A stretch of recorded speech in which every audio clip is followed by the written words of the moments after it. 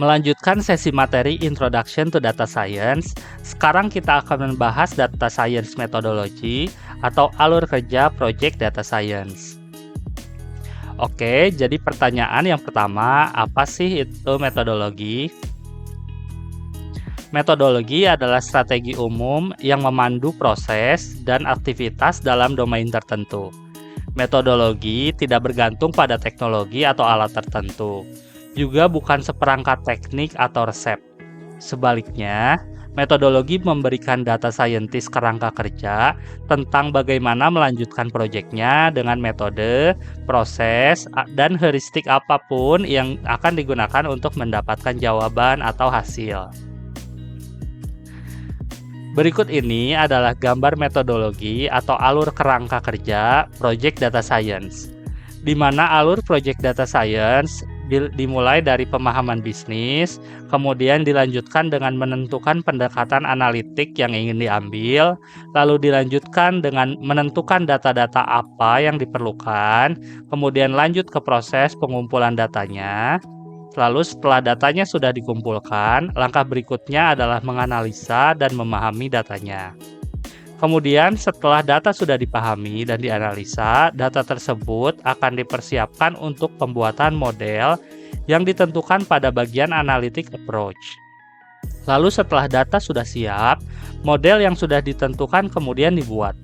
Model yang sudah dibuat kemudian dievaluasi untuk mengetahui apakah model tersebut sudah memenuhi kriteria dan tujuan dari masalah yang ingin diselesaikan. Bila model tersebut sudah memenuhi kriteria dan standar yang ditentukan, model tersebut kemudian akan dideploy dan dipakai.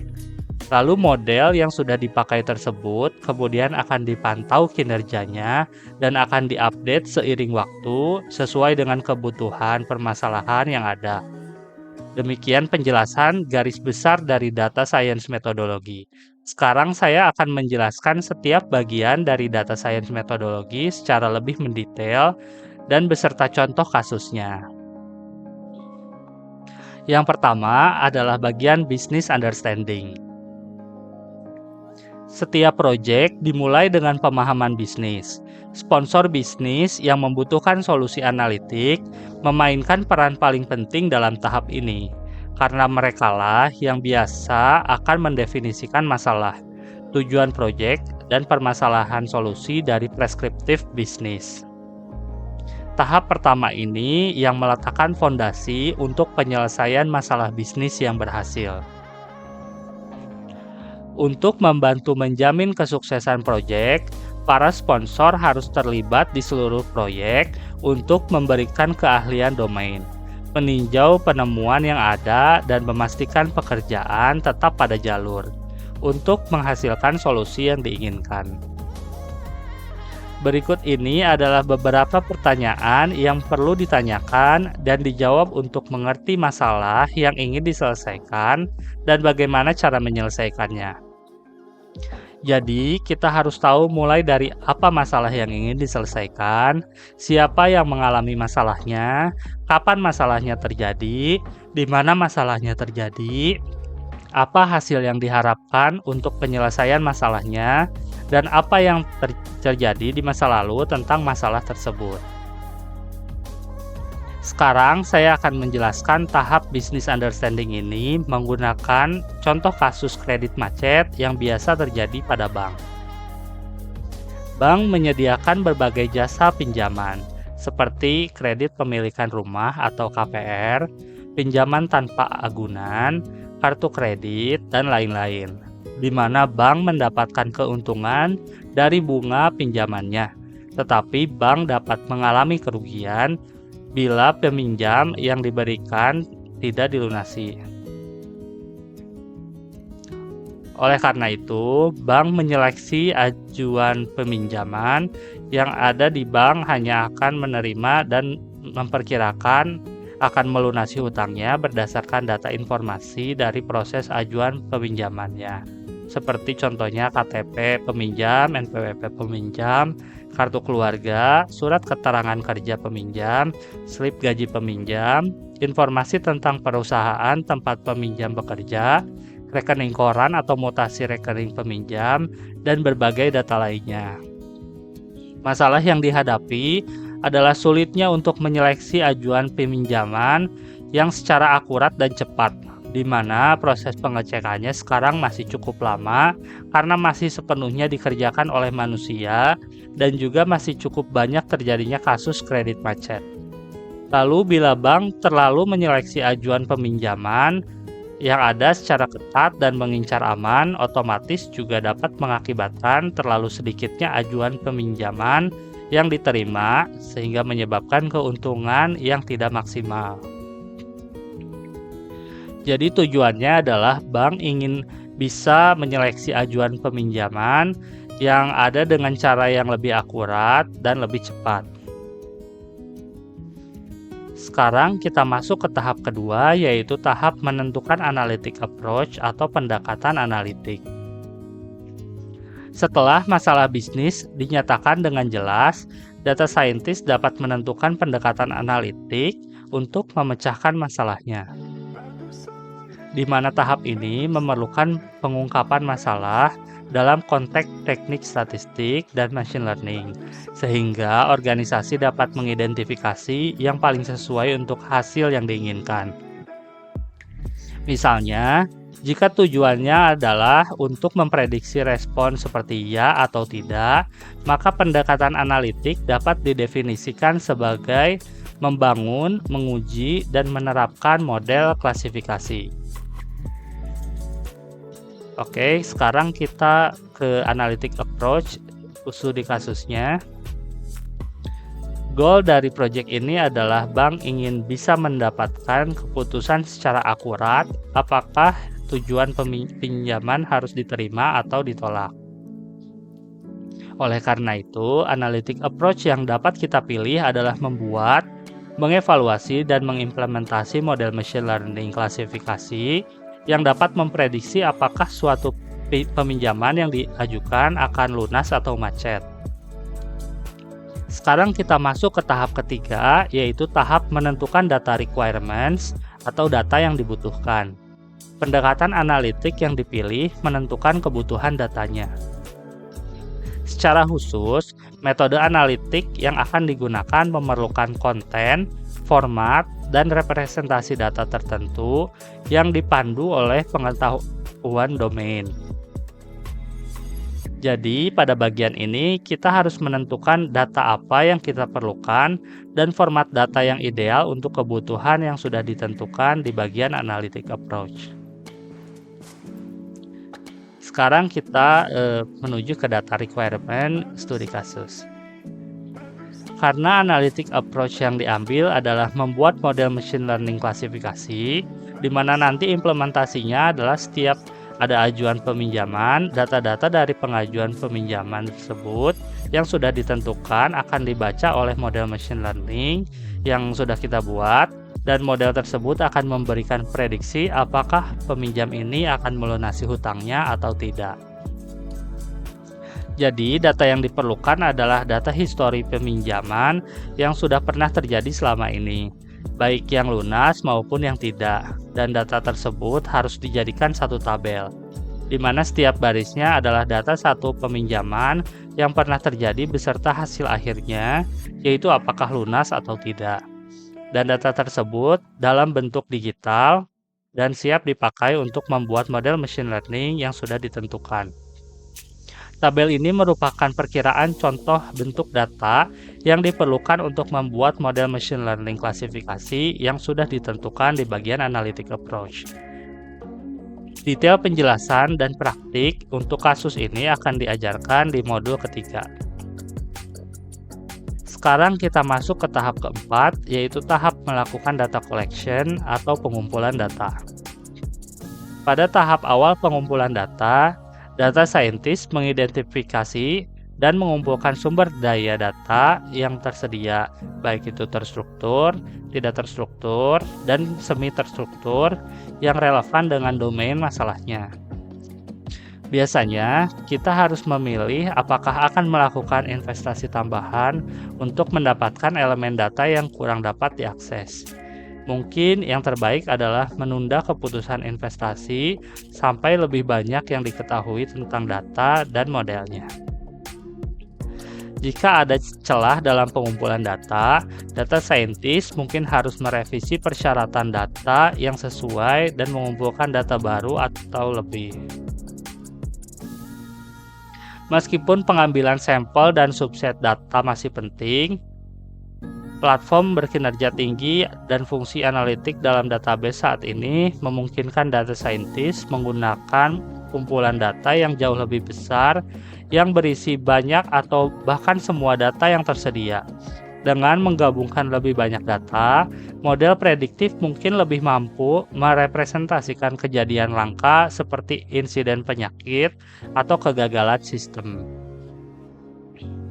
Yang perlu dipikirkan atau dipertimbangkan dalam proses pengumpulan data adalah sumber data, lokasi data disimpan, format dari data yang disimpan, tipe data, metode mendapatkan datanya, dan privasi data.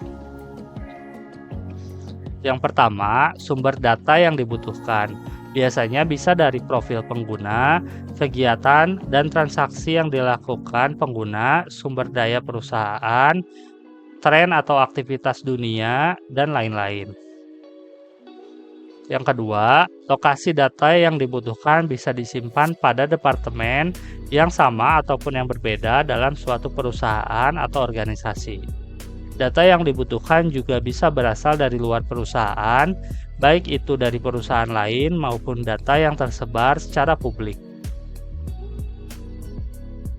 Yang ketiga, format dari data yang dibutuhkan biasanya masih disimpan dalam bentuk hard copy atau masih disimpan di kertas atau masih dalam format digital dokumen seperti file Excel atau juga sudah disimpan dalam format database, di mana otomatis yang paling sulit dan lama untuk dikumpulkan adalah data yang masih disimpan dalam format hard copy.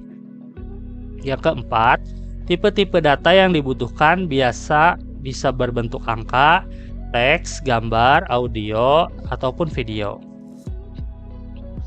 Yang kelima, data yang dibutuhkan biasanya bisa didapatkan atau diakses dari data warehouse, atau juga bisa dari REST API, atau juga bisa dari halaman website dengan menggunakan metode web scraping.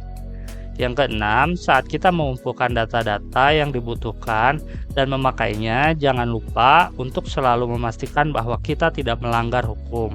Di mana seperti contoh, kalau kita ingin menggunakan data pribadi dari seorang pengguna tersebut harus memberikan persetujuan untuk penggunaan datanya. Sekarang saya akan menjelaskan secara singkat apa perbedaan dari data yang terstruktur dan data yang tidak terstruktur. Data terstruktur adalah data yang mengikuti model data yang telah ditentukan sebelumnya, dan oleh karena itu mudah untuk dianalisis. Data terstruktur mengikuti format tabel dengan hubungan antara baris dan kolom yang berbeda. Contoh umum dari data terstruktur adalah file Excel atau database SQL. Masing-masing memiliki baris dan kolom terstruktur yang dapat diurutkan. Sedangkan data tidak terstruktur adalah informasi yang tidak memiliki model data yang telah ditentukan atau tidak diatur dengan cara yang telah ditentukan sebelumnya. Informasi tidak terstruktur biasanya berisi banyak teks, tetapi mungkin berisi data seperti tanggal, angka, dan fakta juga, di mana hal ini mengakibatkan ketidakteraturan dan ambiguitas yang membuatnya sulit untuk dipahami menggunakan program tradisional, dibandingkan dengan data yang disimpan dalam database terstruktur. Contoh umum dari data tidak terstruktur adalah teks, audio, video, atau database NoSQL. Lebih dari 80% dari semua data yang dihasilkan hari ini dianggap tidak terstruktur, dan jumlah ini akan terus meningkat seiring dengan maraknya Internet of Things atau IoT. Data yang tidak terstruktur sulit untuk dikonstruksi, sebaliknya database non-relasional atau NoSQL paling cocok untuk mengelola data yang tidak terstruktur. Bahasa yang digunakan untuk mengelola data terstruktur disebut Structured Query Language atau disebut juga dengan SQL. Oke, sekarang kita ke data collection study case. Sekarang berarti data yang harus dikumpulkan sumbernya bisa dari database atau data warehouse yang dimiliki bank tersebut bila bank sudah menyiapkan dengan rapi secara digital. Atau mungkin sumbernya bisa dari file-file digital seperti file Excel, PDF, dan lain-lain. Atau mungkin juga data-datanya masih disimpan dalam bentuk hard copy atau kertas, di mana intinya kita harus mengumpulkan data dan mengubah formatnya bila diperlukan sesuai dengan yang sudah ditentukan di bagian data requirement. Dan dalam proses ini, biasa seorang data scientist harus bekerja sama dengan tim data engineer yang mengetahui di mana data yang diperlukan disimpan dan bagaimana cara mengambilnya. Dan otomatis selama semua proses ini berlangsung, tetap harus ada komunikasi dan kerjasama dengan atasan atau klien yang paling mengerti domain masalah dan kegiatannya. Sekarang kita masuk ke tahap kelima, yaitu tahap data understanding atau pemahaman data. Setelah pengumpulan data scientist biasanya menggunakan statistik deskriptif dan teknik visualisasi untuk memahami konten data, menilai kualitas data, dan menemukan wawasan awal tentang data. Dan pengumpulan data tambahan mungkin diperlukan bila ditemukan adanya kesenjangan atau kekurangan pada data yang ada. Saat melakukan analisa data, jangan lupa tujuan masalah yang ingin diatasi, di mana analisa yang dilakukan harus selalu bertujuan untuk menjawab pertanyaan-pertanyaan yang berhubungan dengan masalahnya. Hal yang biasa dicek saat melakukan analisa data adalah mengecek variasi. Variasi dari data, korelasi atau hubungan antar data, dan kolom, tren dari data, dan data-data outliers atau data-data pencilan. Kemudian, saat melakukan data visualisasi, kita harus tahu dan ingat kepada siapakah kita ingin sampaikan insight atau wawasan yang didapatkan dari data. Oleh karena itu, pilihlah cara visualisasi data yang sesuai dengan orang yang ingin kita sampaikan hasil dari analisa kita. Berikut ini merupakan dua contoh cara yang berbeda dalam menjelaskan data yang sama. Menurut Anda, mana cara yang lebih baik, yang kiri atau yang kanan? Jawaban sebenarnya adalah tergantung tujuannya. Yang kiri, data visualisasinya lebih cantik dan lebih jelas. Tetapi sebenarnya tinggi dari tumpukan bukunya tidak sesuai dengan nilai presentasi yang diberikan, di mana pada data visualisasi tersebut terlihat seakan-akan 82% itu lebih dari 2 kali lipatnya 75%. Data visualisasinya sengaja dibuat seperti itu karena bertujuan untuk lebih menekankan pertumbuhan tingkat kelulusan sekolah tinggi di US yang terjadi saat itu di bawah pimpinan Presiden Obama. Kalau cara data visualisasi yang kanan sebenarnya lebih akurat, tetapi kekurangannya adalah tidak adanya judul dan penjelasan yang jelas, di mana cara data visualisasi yang ini biasanya cocok dipakai untuk kebutuhan analisa pribadi saja. Nah, sekarang kalau yang ini kira-kira lebih bagus yang mana? Yang kiri atau yang kanan? Kalau yang ini, data visualisasi yang kanan lebih memberikan informasi yang jelas dibandingkan yang kiri. Karena dia lebih zoom in ke garisnya, jadi terlihat pola tren perubahan suhu seiring tahun yang lebih jelas. Dan juga jarak nilai dari sumbu Y atau derajat Fahrenheit untuk kali ini hanya dari 55 sampai 60 saja. Ini cukup karena kebetulan suhu global belum pernah mencapai kurang atau lebih dari itu untuk data dari tahun 1880 sampai 2014. Oke, sekarang kita lanjut ke data understanding study case.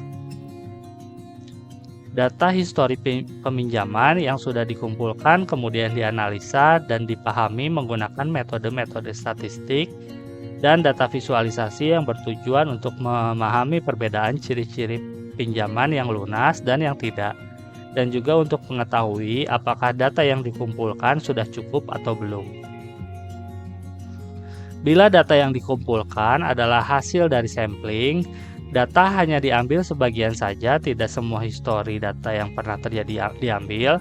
Data tersebut harus dipastikan sudah mencakup semua jenis kasus yang terjadi pada umumnya. Seperti contoh, jangan hanya mengambil data yang nominal peminjamannya kecil-kecil saja, atau jangan juga hanya mengambil data yang tenor peminjamnya sebentar saja, dan lain-lain. Dan setelah sudah menganalisa data yang ada dan mendapatkan insight, jangan lupa untuk melaporkan insight tersebut ke atasan atau klien dengan menggunakan teknik visualisasi yang mudah untuk dipahami. Sekarang kita masuk ke tahap kelima, yaitu tahap data preparation atau persiapan data. Tahapan ini meliputi semua kegiatan untuk menyusun kumpulan data yang akan digunakan pada tahap pemodelan selanjutnya,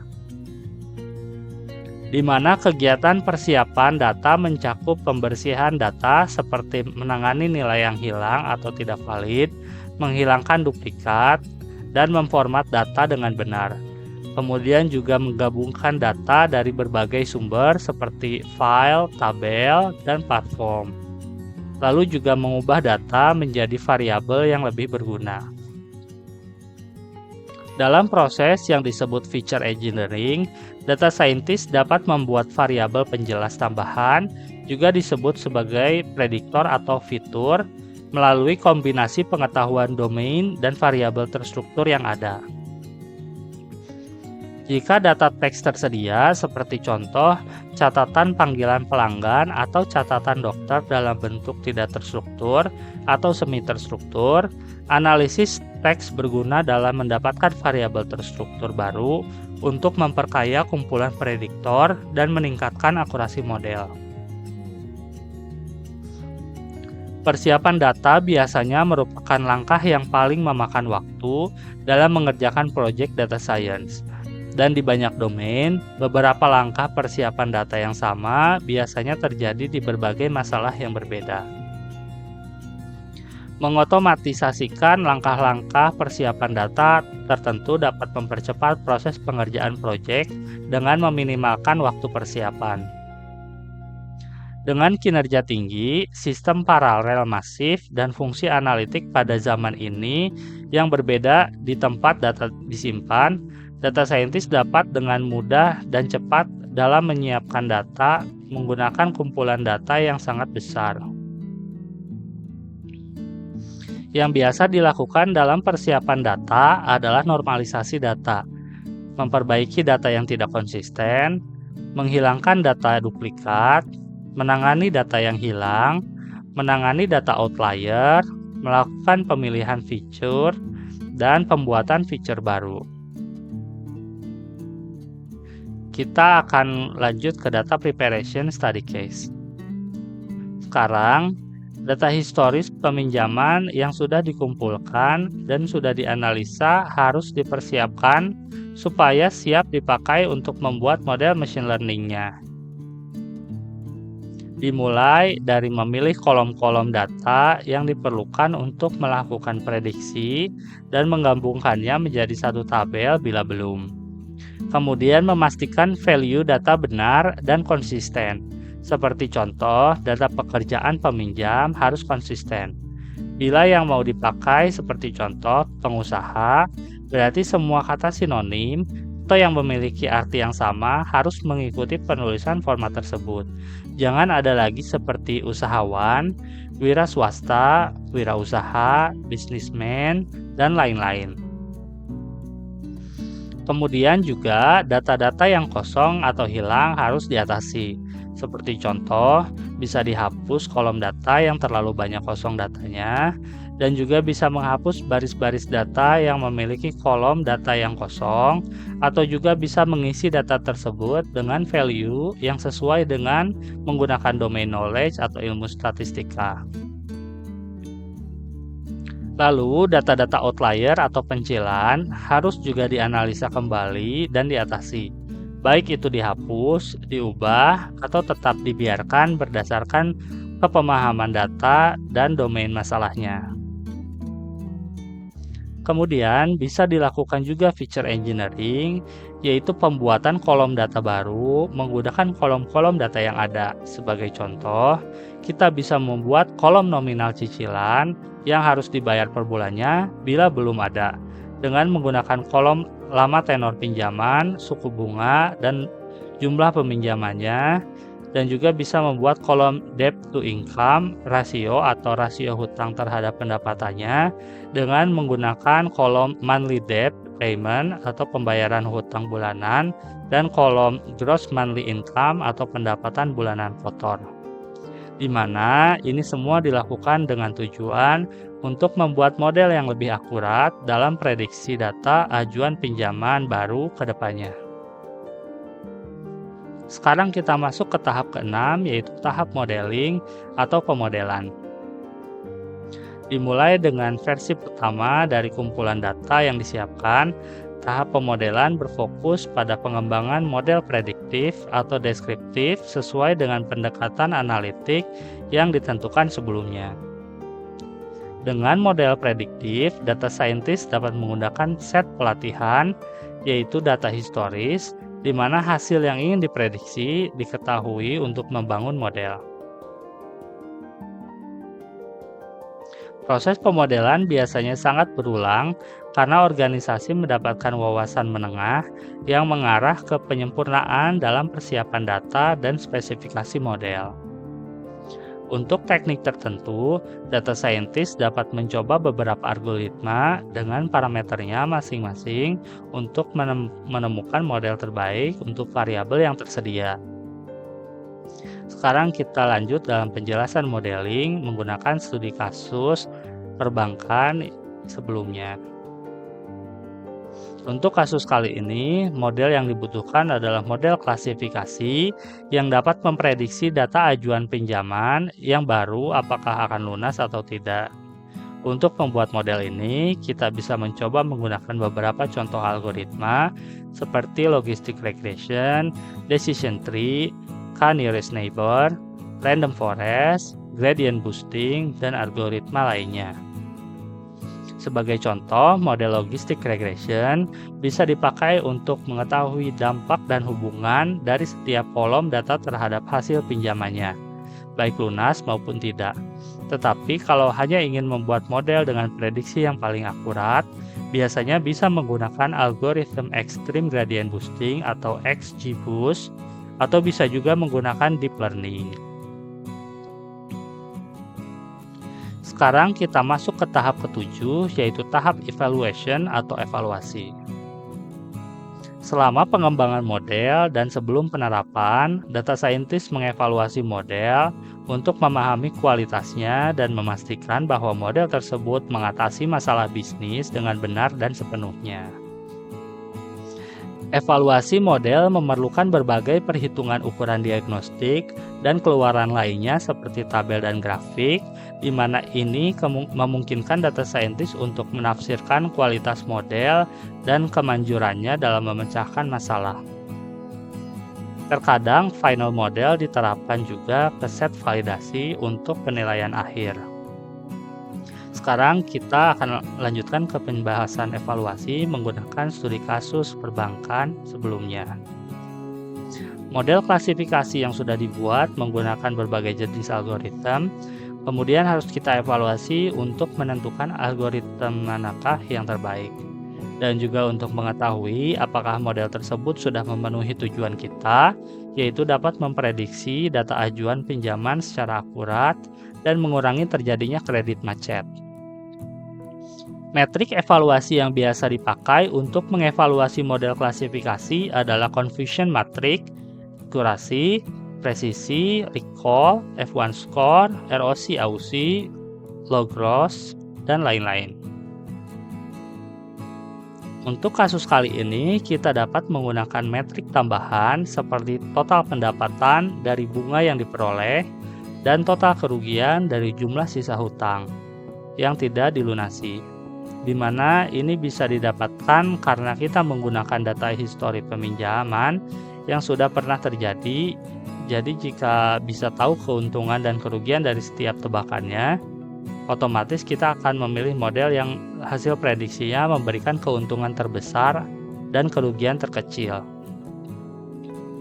Sekarang kita masuk ke tahap 8, yaitu tahap deployment atau penyebaran. Setelah model yang memuaskan telah dikembangkan atau disetujui oleh sponsor bisnis, model tersebut kemudian akan diterapkan ke lingkungan produksi atau lingkungan pengujian yang sebanding. Dan biasanya itu diterapkan dengan cara terbatas sampai kinerjanya telah sepenuhnya dievaluasi. Penerapannya mungkin sederhana, membuat laporan dengan rekomendasi, atau terlibat seperti menyematkan model dalam alur kerja yang kompleks dan proses penilaian yang dikelola oleh custom application. Kemudian menerapkan model ke dalam proses bisnis operasional biasanya melibatkan kelompok, keterampilan, dan teknologi tambahan dari dalam perusahaan. Kemudian kita lanjut ke tahap deployment menggunakan kasus yang sebelumnya kita jelaskan. Untuk kasus ini, model machine learning-nya dapat kita deploy dalam bentuk REST API biar dapat diakses atau dipakai dari berbagai aplikasi yang ada. Seperti contoh, bila bank tersebut sudah memiliki aplikasi sistem yang mengurus dan mencatat ajuan peminjaman yang ada, aplikasi tersebut bisa ditambahkan fiturnya untuk dapat mengirim data ajuan pinjaman mengikuti format yang sudah ditentukan ke aplikasi REST API, di mana model tersebut yang sudah dibuat lalu aplikasi REST API tersebut akan memberikan respon, yaitu hasil prediksi yang dilakukan modelnya, dan hasil prediksi tersebut kemudian dapat dipakai untuk mengambil keputusan apakah ajuan peminjaman tersebut akan diterima atau ditolak. Dan juga bila bank memiliki mobile app yang biasa customer atau nasabah pakai, di situ juga bisa ditambahkan fitur di mana nasabah dapat menggunakan model yang sudah dibuat untuk mencoba mengetahui secara cepat apakah peminjaman yang ingin dia ajukan akan diterima atau tidak, dan juga mendapatkan saran bagaimana supaya peminjamannya diterima. Apakah mungkin jumlah peminjamannya yang harus dikurangi, atau lama tenor pinjamannya yang harus diperpanjang, atau mungkin pendapatan per bulannya yang harus ditambah, dan lain-lain. Sekarang kita masuk ke tahap ke-9, yaitu tahap feedback atau umpan balik. Dengan mengumpulkan hasil dari model yang diterapkan, organisasi mendapatkan feedback tentang kinerja model dan dampaknya terhadap lingkungan tempat model itu diterapkan. Menganalisis feedback ini memungkinkan data scientist untuk menyempurnakan model, yaitu meningkatkan akurasi dan kegunaannya. Kemudian, mereka juga dapat mengotomatisasikan beberapa atau semua pengumpulan feedback dan penilaian model, juga menyempurnakan langkah-langkah penerapan ulang untuk mempercepat proses penyegaran model untuk hasil yang lebih baik. Kemudian kita lanjut ke feedback, studi kasus, data yang sebelumnya. Setelah model klasifikasi tersebut sudah mulai digunakan, langkah berikutnya adalah kita harus memantau performa dari model tersebut, yaitu apakah prediksi-prediksi yang diberikan akurat dan meningkatkan keuntungan dari bank tersebut atau tidak. Dan model tersebut akan diupdate bila dibutuhkan, di mana bertujuan untuk menyelesaikan permasalahan peminjaman tersebut sebaik mungkin.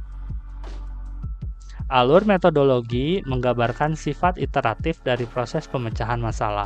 Saat data scientist mempelajari lebih lanjut tentang data dan pemodelan, maka seiring kali kembali ke tahap sebelumnya untuk membuat penyesuaian. Model tidak dibuat sekali, diterapkan, dan dibiarkan apa adanya. Sebaliknya, melalui feedback, penyempurnaan, dan penerapan ulang, model terus ditingkatkan dan disesuaikan dengan kondisi yang berkembang.